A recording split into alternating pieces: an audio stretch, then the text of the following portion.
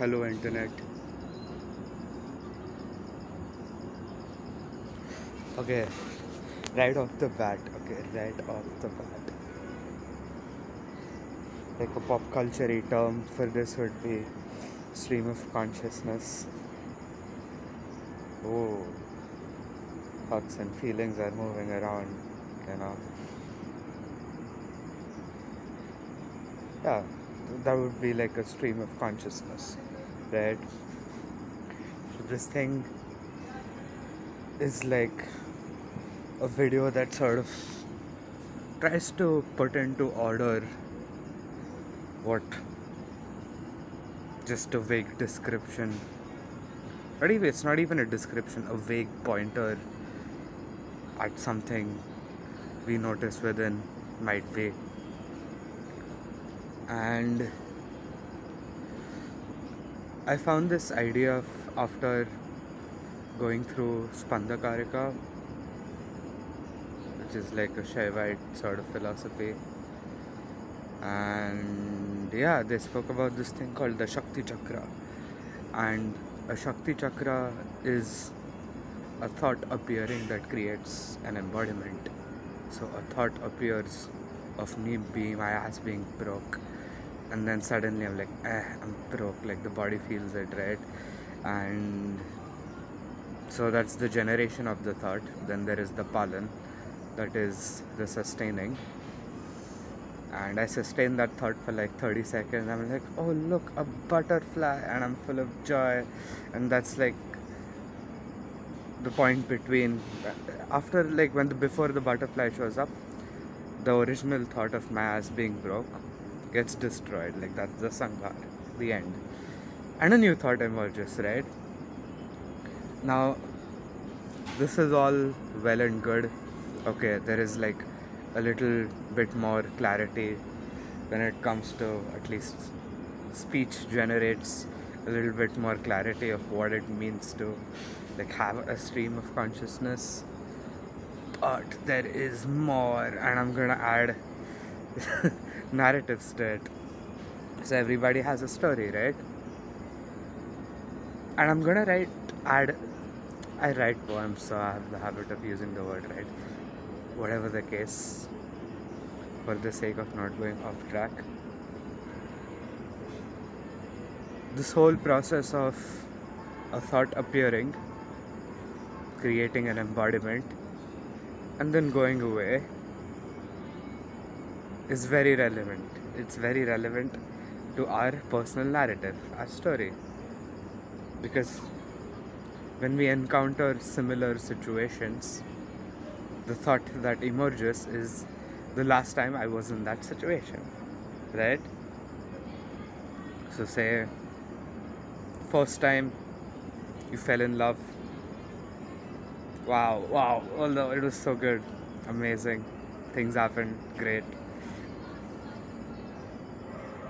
And then some shit went down, you guys fell somewhere, and it ended, right?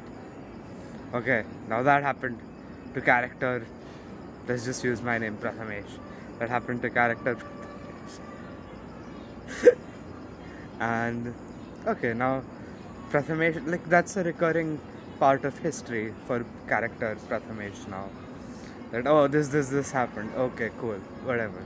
Moving on with life. Oh, look, a butterfly shows up. Life is joyful. And yeah, okay.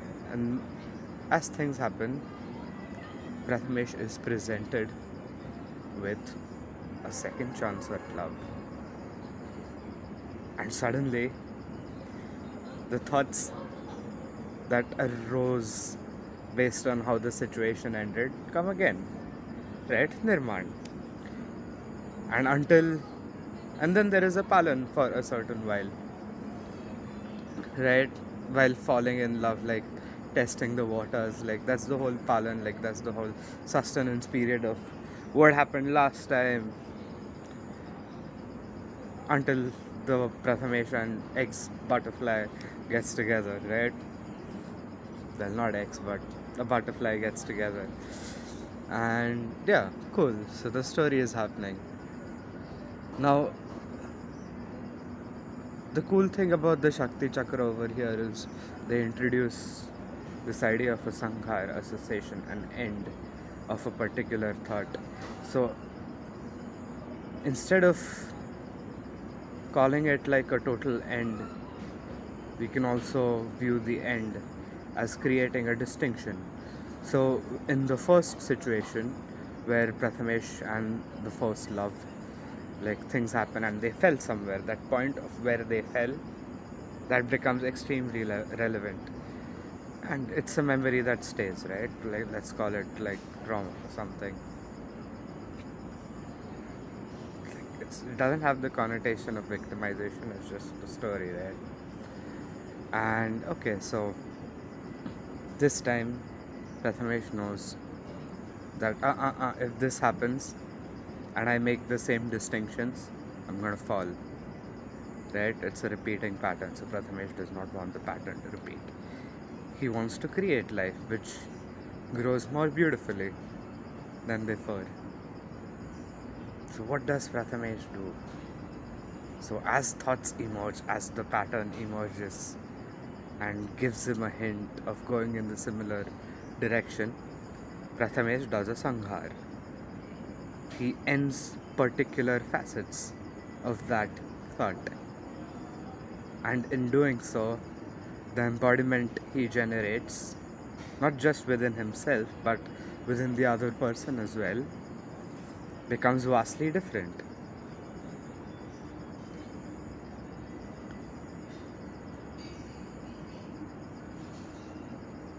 I actually am in this situation, so like it's not even a character unless I am a character.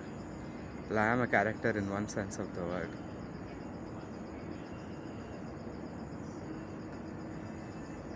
Yeah. Okay, so to give a real example now. So once upon a time in world XYZ, whenever like love triangles are like very common, everybody knows about that. Like 3 show up, maybe 4, 5, 6 show up. Depends on how popular or how much attention you get, I suppose.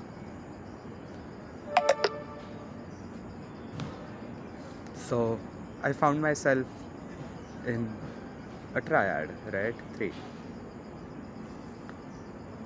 And what happened in that triad was, in order for things to move forward, I had to like swallow like the hatred and violence of the guy, right?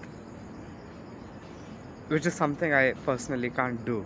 Like I can't do it in the same sense, right? I can't just go on and like fucking destroy someone's life. I can't do that. Fuck, that's not my way of living. Okay, so that happened. I learned a lot. Amazing, big trauma. And funnily enough, the second person in the triad, she did nothing about it. Right? She did nothing. Okay, cool. Relevant detail. Now I find myself in a triad again. And this time it was much more interesting. So triad happened. As usual, the violence was expected. The violence came along. But this time, since it was expected, the distinction. And so in the previous situation, what I did was I took that violence and I gave it back to the other person in the triad. Right? That's pretty much what I did. Without really thinking about it. Because in a triad, it's constantly morphing. And what was intended to be violence directed towards me inadvertently became violence directed towards her as well through me. And okay, so I know this happens in triads, right? So I fall in a triad again this time. And things are happening, violence shows up. I'm ready for it. I know what's gonna happen if like violence is allowed to live. Right? It's gonna make things ugly. It might move things forward, but in a sense it's going to create something ugly in the world as well, right? Because people interact with so many people. So the distinction I made here this time was, whenever violence came up, the idea of violence, I did a sanghar. I ended it. This is not going to work in my world. And in return, I generated the thought of protection.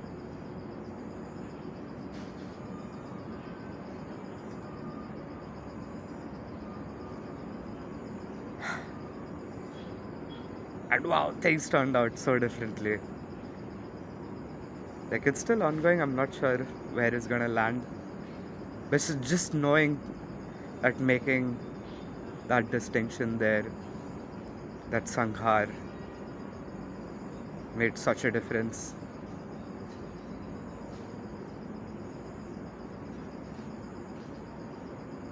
Sort of helped me carve my reality in a way that I see just and righteous, even, and honest.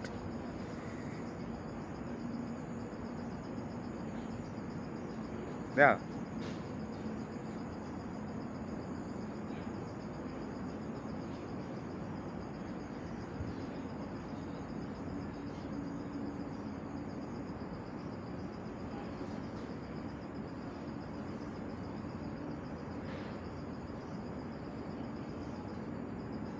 I keep finding myself in this state of love, you know, instead of a state of anger or a state of hatred. No matter how things go, this distinction that was made is gonna ensure things go well.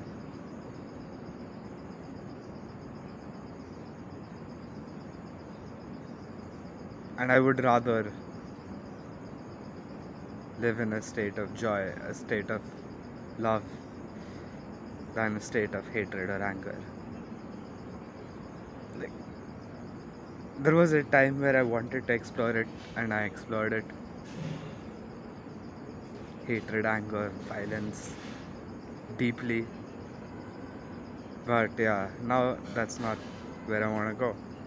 So I make new distinctions. So this whole stream of consciousness bit, it becomes thought patterns, thought thinking, Shakti Chakra, that creates embodiment. There is, whenever a similar situation occurs, the thought pattern that was born out of the previous situation is resurrected, nirman, created again, and it plays. But this time, you, the person who has their will, who has learned from the history, you shall make a different distinction, and in doing so, you shall create reality in a slightly different way which suits you. And this is just one person, right? Now imagine each and every person going through the multiplicity in their own lives when it comes to things surrounding love, sexuality, and contacts happen. And the alignment is different from the previous time based on how the previous time went.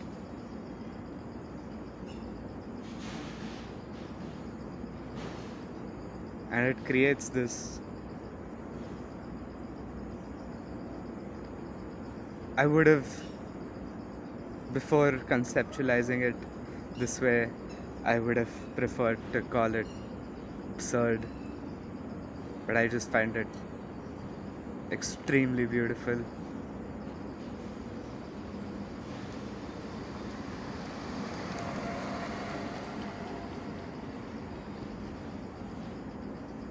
Extremely beautiful.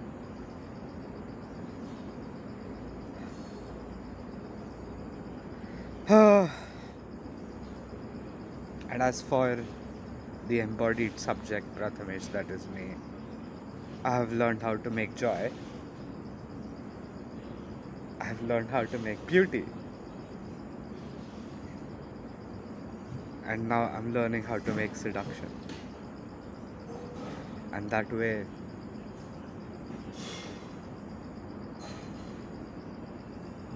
I think I'll be closer to like creating another human being, right? At least that's my goal. Yeah, I forgot to state the goal state. Like my goal is to create another human being.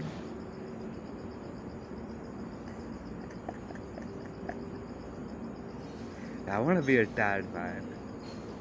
So I'm doing my best to understand the trials and tribulations of mankind that my kid will have to go through in one form or the other. So I just want them to be prepared for whatever comes. And I hope it all ties up together on my fucking deathbed and I'm like, oh yeah, yep, I lived my fucking life. Even if the deathbed comes tomorrow, I think I'm in that state right now as well. So yeah, even if it comes late, I'm gonna be in that state. Just a matter of how long it goes now.